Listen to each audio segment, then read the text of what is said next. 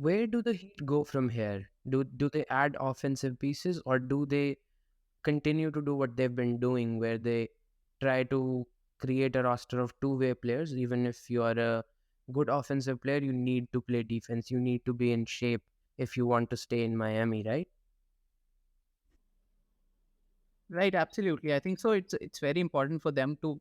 I mean, this is what we saw the whole season as well. When Jimmy Butler was showing up, firing up, they were winning matches, right? And especially when Tyler Hero is out as well. I mean, they need to add someone in their Heat lineup, in their just starting lineup that could probably have that offensive mindset, who could probably be the second guy along with Jimmy Butler, take a lot of opportunities off his shoulder and give him some space to score, because Jimmy Butler also needs to get into that mindset. And it's just a small problem with him that if he's not in the mindset, if he's not in the right mind, he won't show up. I mean, he was an okayish performance in the finals, but that's not the finals performance that we expect from Jimmy Butler. So we need someone to space the floor with him, probably give him a space to drive in, probably give him some space to shoot from the outside, but give him some space. Because if you see that Bam Adebayo is not basically an offensive threat to any team. I mean, he is good on the offense, but he's not the offensive threat who could gravitate double teams or single teams onto him. And that's the kind of player that they would probably need, who would probably gravitate some things away from Jimmy Butler and putting into the team. For sure. And I don't know if I should go there, but obviously Miami Heat already have a lot of, they have a jam log of decent guards. I won't say they have the best guards with Gabe Vincent, Max Strus, Duncan Robinson. Tyler Hero is elite offensively, but he's nowhere near defensively. And if you want to count Caleb Martin too. But there's a couple of guards right now who have been on All Star and All NBA teams.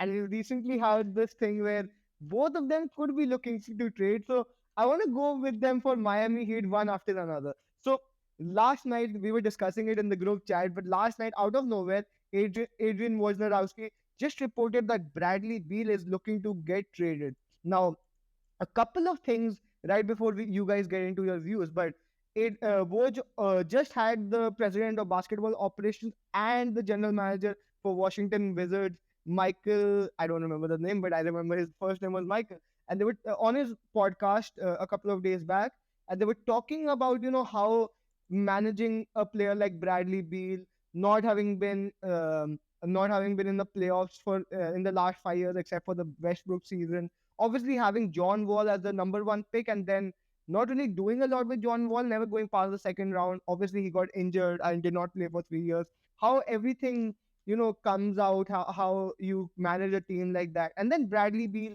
obviously has the biggest contract, almost 250 million over 5 years, with 1 year only complete, and the only no trade clause in the NBA right now. So he can basically decide his future. If he wants to get traded, he can decide where he wants to go.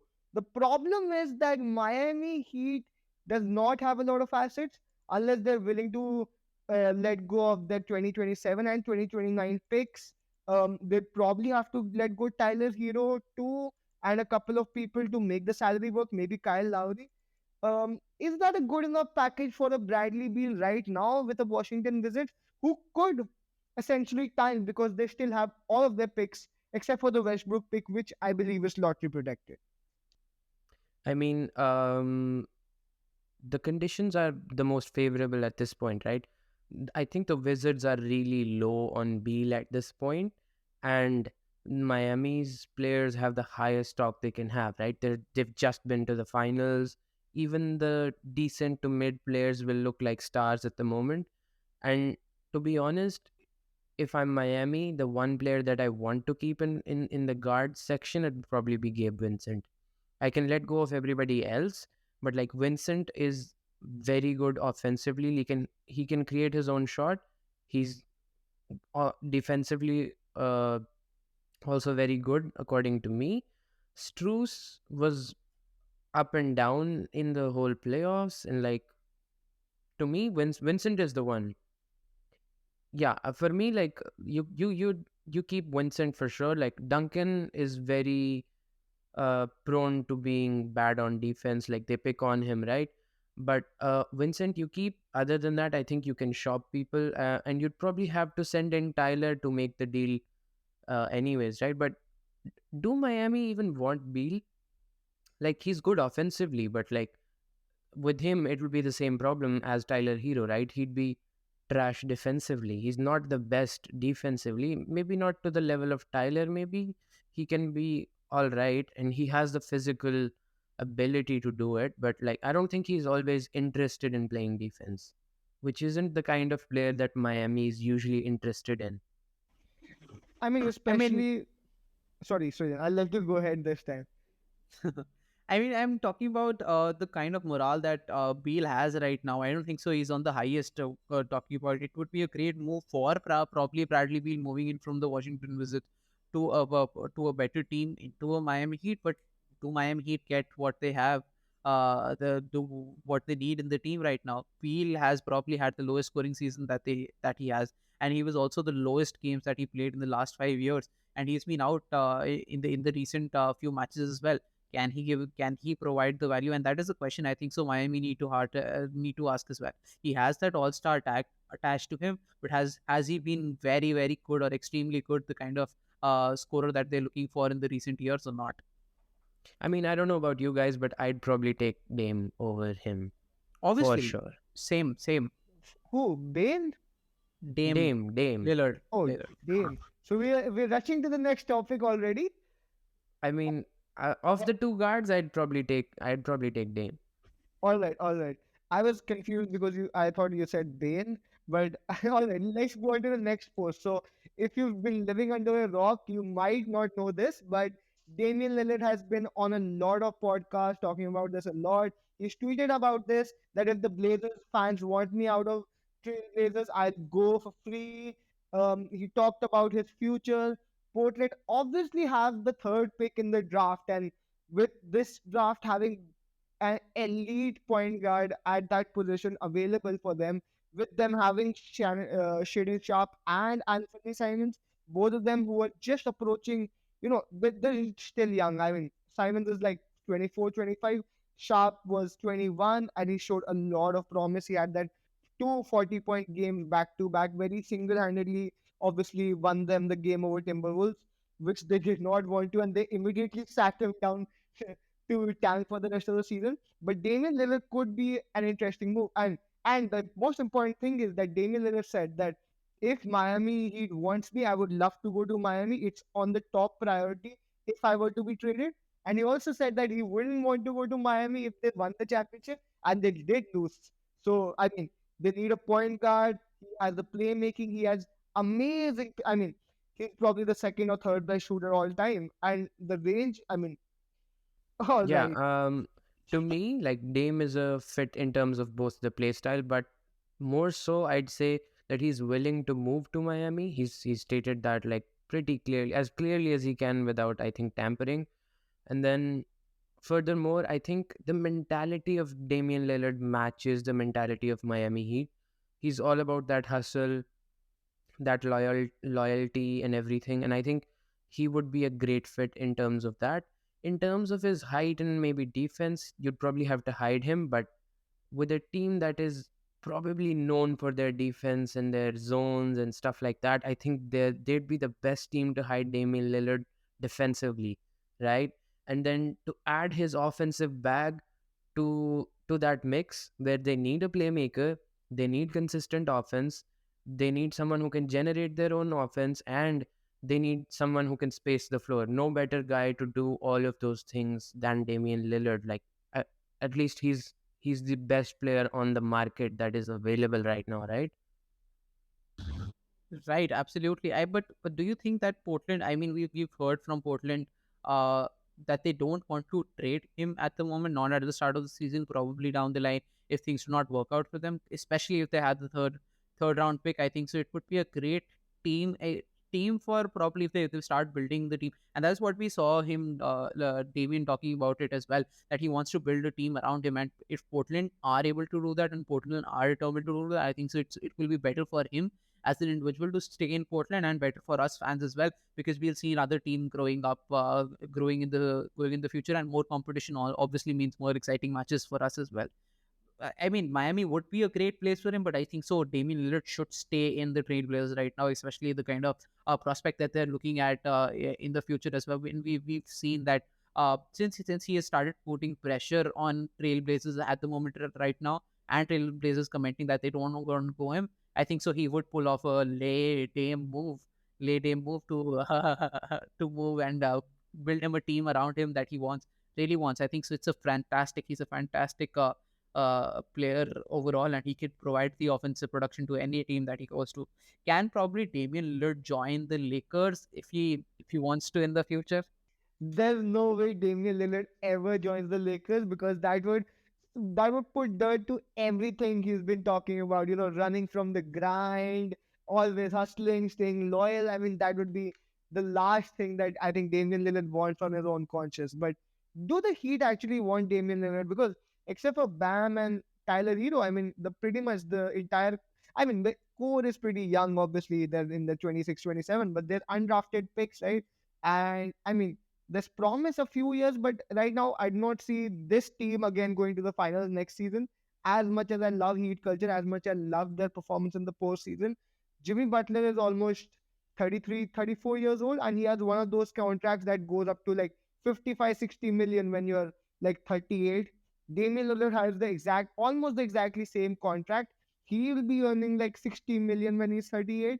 Um, that's going to be a huge problem for them. I mean, Damian Lillard, they obviously tanked a lot this season, so he only played 58 games. But last 2 seasons, I've only seen him play to 87 games in total. He had a brilliant season this season, but at the same point in time, it was nothing else. I mean, this was not a Steph Curry 2021 performance where you do not have Draymond Green properly, you don't have Clay, and you still take your team to the eighth seed and you lose in the play-in, which is a one-game series. But they were nowhere near that plane at all. I mean, they were they were above the Lakers for a few weeks, but then when the Lakers made those moves, they were just better. And Damian Lillard, again, defensively not the best. Um, he could play off ball beautifully, but he's going to be 33 at the start of the next season. You'll be paying a lot of money. You'll be stuck in that cap space. And the thing is that this is the last move the Miami Heat can make if they're going for Damian Lillard, right? If you make this work, amazing. You might win a championship. You might make another finals appearance. But if the move with Dame doesn't work, there's nothing else. You have to run it together because you won't have any picks left. Jimmy Butler will probably be 30, 37, 38. Dame would be the same age. You won't have Tyler Hero. Bam would probably be exiting his prime or would be like just a year out of his prime. And at the same point in time, you have a younger talent in Tyler Hero who can be, and that's a problem with Bradley Beal too, wherein both of these players are going to age. They're going to age better than a lot of athletic players that we've seen who just drop off because they don't rely too much on athleticism. I mean, Damian Lillard has those crazy dunks, but that's not what he's known for, right? He's known for the range extender Hall of Fame badge that he has when he shoots from the logo, or Bradley Beal when he's averaging 31.6 points playing with Russell Westbrook. But that's a decision that Miami Heat needs to take. That if this is the move for 3 to 4 years, all they're going to get are undrafted players, and there's nothing more that they would be able to do. They won't even have a 26th pick to get a Nikola Jovic or even try on, potential of such players. I mean, both fair arguments, I suppose. Like Srijan arguing for the Portland Trailblazers to stay young, and now you're arguing for Miami to stay young. But we've seen that that doesn't work in terms of championships. Young teams usually don't make it to championships. And like the pairing of veterans with like rookies usually doesn't result in championships. So I think that might be an issue for both of the teams because both of those teams are kind of looking at that promised land and they're looking to win a championship. And to your point, Angad, like Jimmy Butler's window is closing now or never. And like exactly like you said, he's going to be aging super fast and his game does rely on a lot of his physical strengths, right? So I mean, the points that you make could be used to argue to the fact that it is now or never for him. And if you are banking on that player to be the franchise player for you, you really need someone next to him in order for him to take you to the championship. Because like he's taken you to the finals like twice in a row and then just fell short. So probably like adding Damian Lillard to the mix, who's a veteran, who's been to deep playoff runs, who's known to be clutch.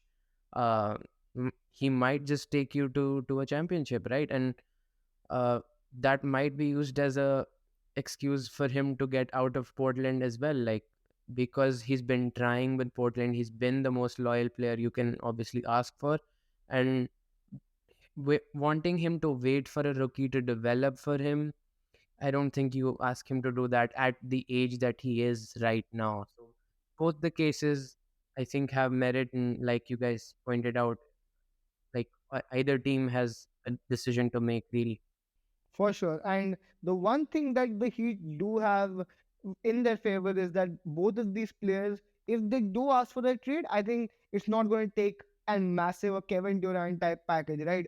Because the Blazers are going to do something good by Damian Lillard. If they want him, if he wants to get traded to the Heat, I think they don't ask for like everything so that the Heat are just forced to turn down that offer.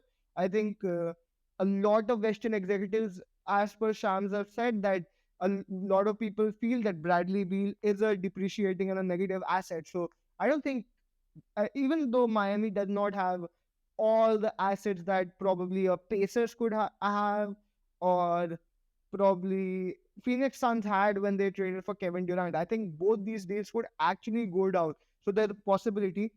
Obviously, they went to a finals run, so both these players are looking for their first ring. So it's going to be something that the Miami Heat can offer over any other team in the Eastern Conference, and the Blazers would be willing to sell to a team which is on the other side of the conference, because mm, I mean that that's would make more always, sense. yeah, that makes obviously makes more sense for them. So I mean, all credit where it's due, right? Heat do have all the chance to pull it off.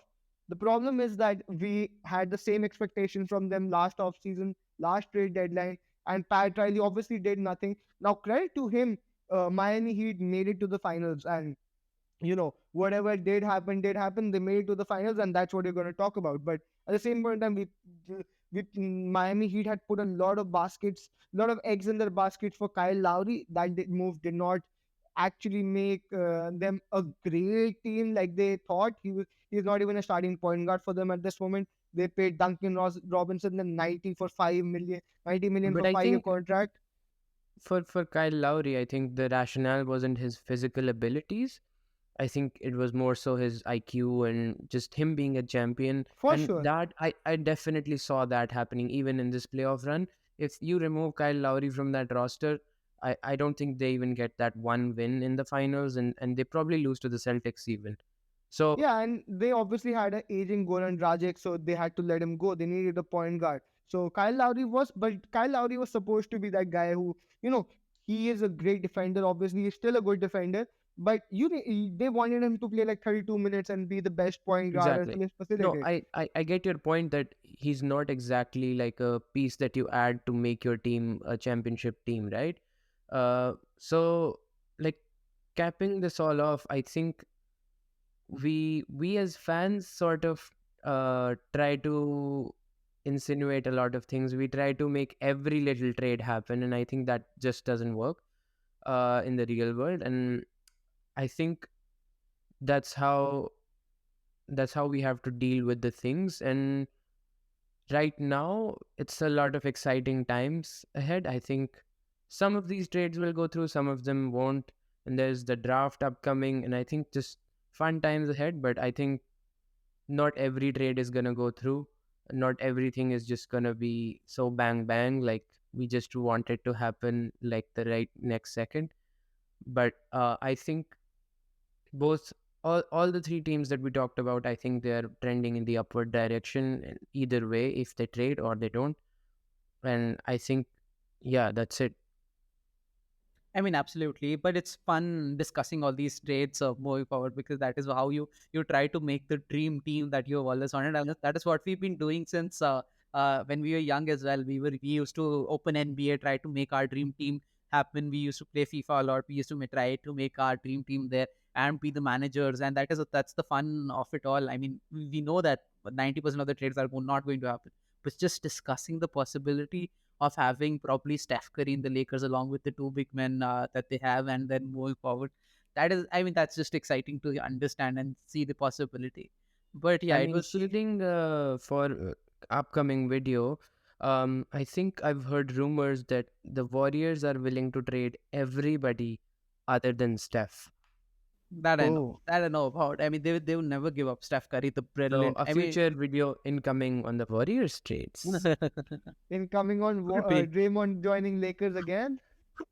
I mean, someone also was predicting that Draymond is probably going to the Heat, and that this is the kind uh, of crazy predictions that are being happening in the NBA Oh, right now. I we're would here for pay. tall. I will pay for a Jimmy Butler versus Green boxing fight. I will pay for that. Right.